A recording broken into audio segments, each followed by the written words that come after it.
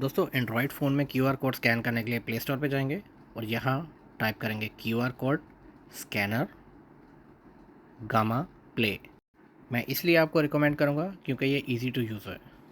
यहाँ आप इस तरह से कंफर्म कर सकते हैं कि इसका डेवलपर गामा प्ले है। इसको ओपन करेंगे डाउनलोड करके।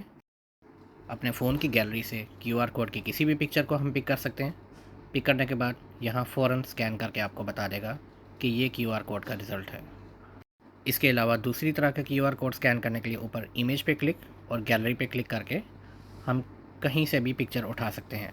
फॉर एग्ज़ाम्पल ये एक पिक्चर टू पिक्चर है। इसका स्कैन रिज़ल्ट आपके सामने है।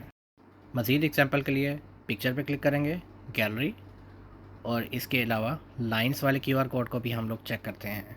जैसे कि ये वाला है, इसको ओपन करेंगे और देखें फ़ौरन इसका रिज़ल्ट आ गया है। इसके अलावा दूसरी एग्जांपल लेते हैं।